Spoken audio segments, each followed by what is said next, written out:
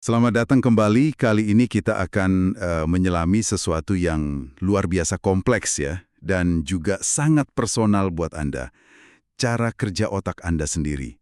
Kita akan coba bedah materi yang Anda bagikan, khususnya kita fokus ke pemahaman dasar yang ada di bab 2, soal gimana sih mesin penggerak pikiran ini beroperasi. Betul. Di materi Anda ini ada beberapa poin kunci soal struktur dasarnya, terus gimana sel-selnya itu saling bicara, sampai ke proses yang wah ajaib banget, terbentuknya ingatan.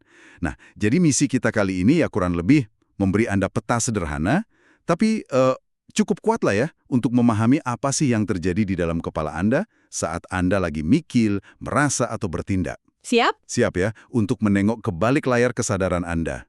Oke, mari kita mulai bongkar isinya. Tentu saja. Memahami fondasi cara kerja otak ini penting banget. Ini bukan sekedar pelajaran biologi loh. Ini tuh kunci buat memahami diri Anda sendiri, gimana Anda belajar hal baru, kenapa Anda ingat banget momen tertentu, atau ya gimana Anda ambil keputusan sehari-hari. Mari kita mulai dari gambaran besarnya dulu ya, soal tenaga penggeraknya. Oke. Nah, ini nih langsung ke fakta yang menurut saya cukup mengejutkan dari sumber Anda. Otak yang beratnya cuma sekitar 2% dari total berat badan, ternyata rakus energi ya. Sampai makan 20-30% kalori harian kita. Terus 20% oksigen sama aliran darah tubuh juga. Itu kan porsi yang gede banget ya buat organ sekecil itu. Tepat sekali. Angka itu aja udah nunjukin betapa luar biasa aktifnya otak.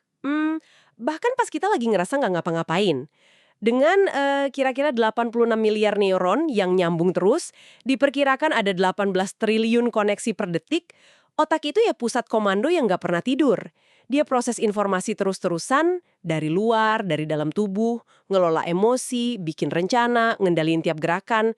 Intinya ya, otak inilah yang ngejalanin hidup Anda. Oke. Mari kita coba tur singkat nih ke beberapa departemen penting di pusat komando ini ya, berdasarkan materi Anda. Kita mulai dari depan dulu. Korteks prefrontal atau PFC. Ini disebut sebagai CEO atau rem otak.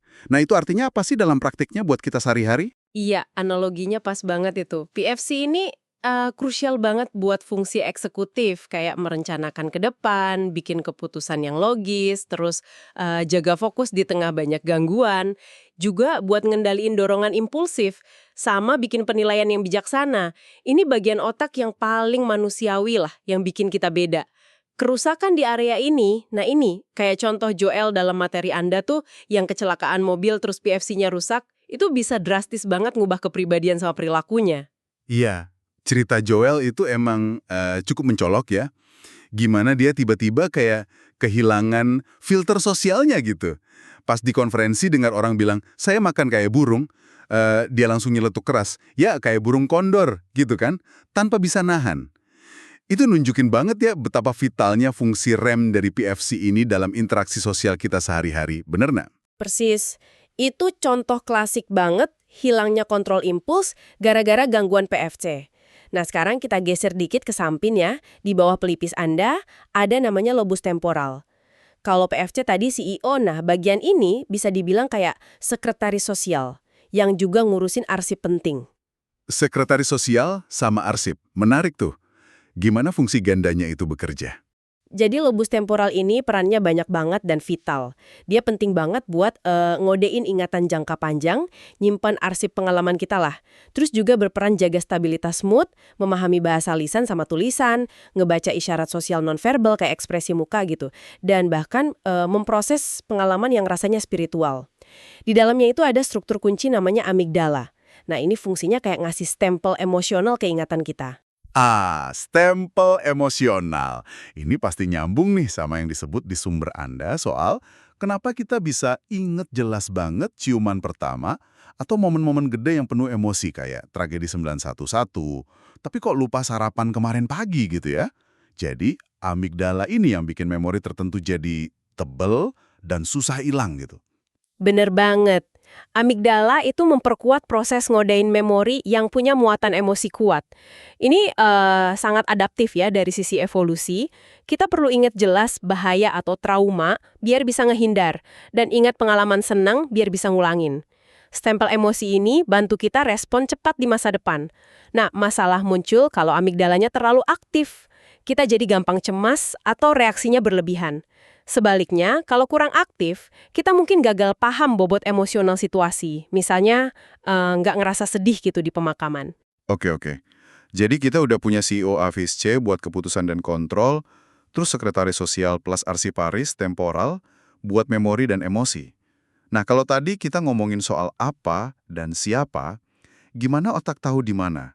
Di sini nih peran lobus parietal yang sumber Anda sebut Direktur Gerakan dan Sensasi. Tepat, lobus parietal letaknya di bagian atas belakang kepala, itu pusatnya ngolah info sensorik, sentuhan, suhu, nyeri, tekanan.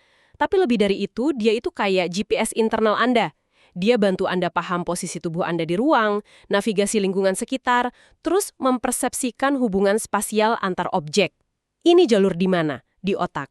Tanpa dia, wah, Anda bakal susah ngambil cangkir kopi di depan Anda atau bahkan baca peta. Jadi ini yang bantu kita ngerasa dan gerak secara terarah di dunia sekitar kita ya?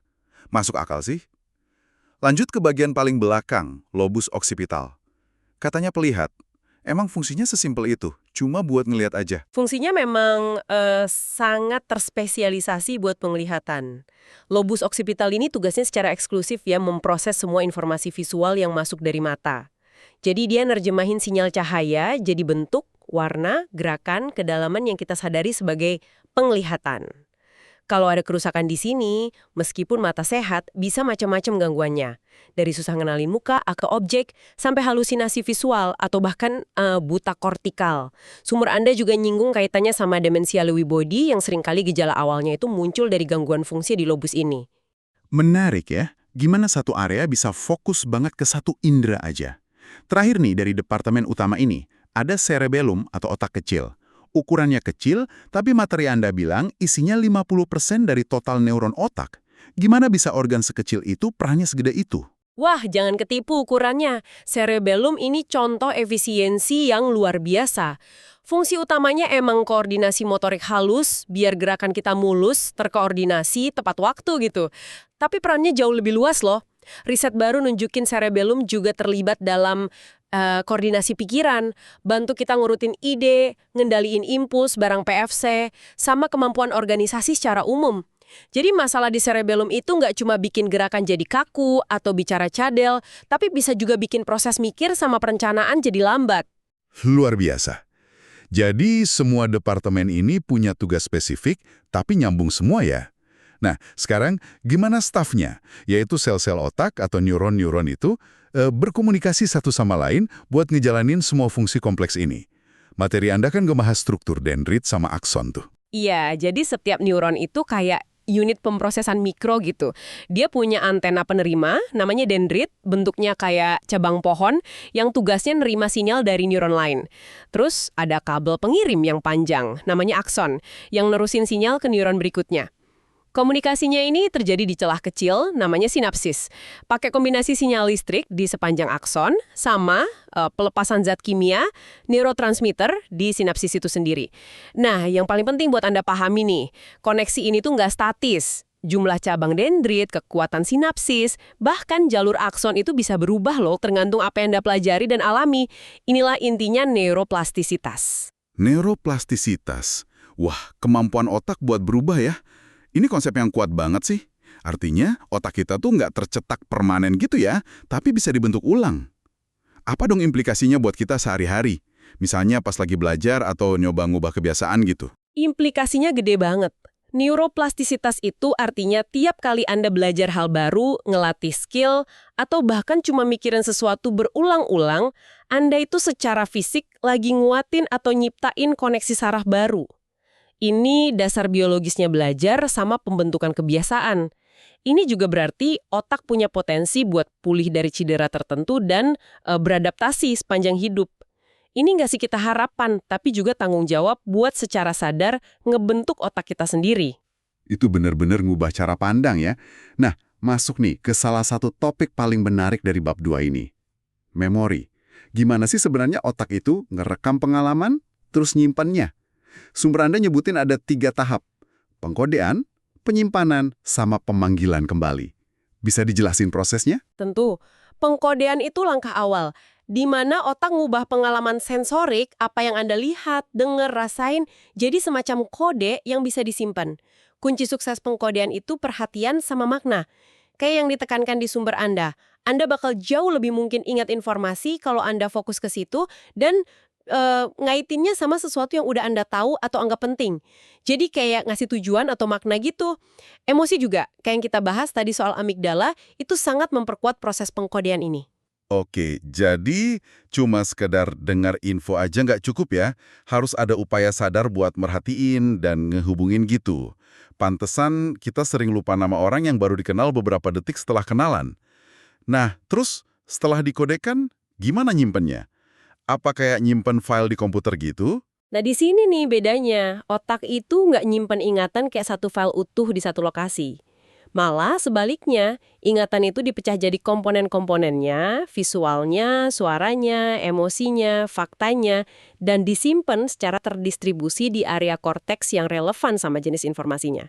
Misalnya, aspek visual sebuah memori ya disimpan di lobus oksipital, aspek suaranya di lobus temporal gitu. Ada struktur penting namanya hipokampus, letaknya di dalam lobus temporal. Nah, dia ini tugasnya kayak manajer indeks atau gerbang. Dia nggak nyimpen memori jangka panjang itu sendiri, tapi krusial banget buat ngonsolidasiin memori baru dan ngarahin ke tempat penyimpanan jangka panjang yang tersebar tadi. Makanya kalau hipokampus rusak, jadi susah banget ngebentuk memori baru, kayak kasus amnesia anterograde itu. Tapi memori lama yang udah kesimpan di korteks mungkin masih bisa diakses. Jadi memorinya kesebar gitu ya, dan hipokampus itu kuncinya buat masukin ke gudang jangka panjang. Oke, terus tahap terakhir, pemanggilan kembali atau recall. Kadang rasanya kayak nyari sesuatu di gudang yang berantakan banget, susah nemunya. Haha, iya, analogi gudang lumayan pas. Recall itu proses aktif ngambil lagi informasi yang udah kesimpan. Pemicunya bisa macam-macam, pertanyaan langsung, petunjuk, atau cue sensorik kayak bau atau lagu, atau asosiasi sama pikiran lain. Keberhasilan recall itu seringkali tergantung seberapa bagus informasinya dikodekan dan diorganisir pas disimpan, sama ketersediaan petunjuk yang pas juga. Fenomena di ujung lidah itu ya pas kita tahu informasinya ada di sana, tapi jalur buat aksesnya lagi keblokir sementara. Oke. Materi Anda juga beda ini, jenis-jenis memori berdasarkan durasinya. Ada memori sensorik, jangka pendek, kerja, sama jangka panjang. Bisa dirangkum nggak bedanya secara praktis gimana? Tentu memori sensorik itu, singkat banget. Cuma sepersekian detik nangkep kesan awal dari indera. Sebagian besar langsung hilang karena kita nggak merhatiin. Terus memori jangka pendek, itu tahan kurang dari semenit lah. Cukup buat nahan info sementara kayak nomor telepon pas mau nyatet gitu. Ada lagi memori kerja atau working memory. Ini sedikit lebih lama, beberapa detik sampai jam. Nah ini yang aktif kita pakai pas lagi mikir, mecahin masalah atau belajar. Kayak meja kerja mental tempat kita ngolah informasi. PFC terlibat banget di sini. Terakhir, memori jangka panjang, ini penyimpanan yang relatif permanen, bisa dari jam sampai seumur hidup. Ini gudang utama yang nyimpennya melibatkan hipokampus sebagai gerbang awal, terus disebar ke seluruh korteks. Rangkaian penjelasan yang luar biasa ya. Kita udah jalan-jalan nih ke departemen-departemen utama otak. Dari PFC sang CEO sampai cerebellum sang koordinator. Udah lihat juga gimana miliaran neuron itu komunikasi dan bahkan bisa berubah. Itu tadi neuroplastisitas ya namanya. Sampai akhirnya kita paham gimana proses kompleks kayak memori bekerja lewat pengkodean, penyimpanan yang tersebar, sama pemanggilan kembali. Kalau ditarik benang merahnya nih, apa sih pemahaman paling fundamental yang bisa kita ambil dari penjelajahan bab 2 ini? Inti paling mendasarnya menurut saya adalah bahwa otak Anda itu bukan organ yang statis. Dia itu ekosistem yang dinamis, kompleks, dan terus berubah. Memahami bagian-bagiannya dan cara kerjanya, kayak gimana PFC ngatur fokus Anda, gimana amigdala mewarnai ingatan Anda, atau gimana hipokampus bantu Anda belajar, itu kayak ngasih Anda semacam buku manual buat diri sendiri. Ini bukan cuma pengetahuan biologis aja, tapi fondasi buat memahami perilaku, emosi, dan kemampuan kognitif Anda sendiri. Dan yang paling penting, ini ngasih Anda wawasan tentang gimana Anda bisa secara aktif ngejaga dan bahkan ningkatin kesehatan otak Anda. Wah, itu perspektif yang sangat memberdayakan sih. Dan pemahaman dasar dari bab 2 ini, ya seperti yang Anda sebut tadi, jadi landasan penting banget ya buat memahami strategi-strategi praktis yang mungkin dibahas di bagian lain materi Anda. Misalnya, gimana pilihan gaya hidup, nutrisi, tidur, atau mungkin latihan mental, itu bisa secara langsung ngaruh ke area dan fungsi otak yang baru aja kita diskusikan tadi. Betul sekali. Nah, sebagai pemikiran penutup mungkin ya, coba di Anda renungkan ini sebentar. Mengingat konsep neuroplastisitas tadi, bahwa otak Anda secara fisik berubah merespons pengalaman dan pikiran Anda, pertanyaan pentingnya adalah, sejauh mana sih Anda secara sadar mengarahkan perubahan itu setiap hari? Kebiasaan berpikir apa? Aktivitas apa? Informasi apa yang Anda pilih buat terus diputar di kepala Anda? Karena apapun itu, Anda sedang secara aktif memperkuat koneksi saraf tertentu, entah itu yang mendukung tujuan Anda atau justru yang menghambatnya. Sesuatu untuk direnungkan lebih dalam, bukan? Pertanyaan reflektif yang bagus banget buat mengakhiri penjelajahan kita kali ini. Terima kasih banyak sudah menemani kami membedah cara kerja mesin paling luar biasa yang Anda miliki. Sampai jumpa di pembahasan berikutnya.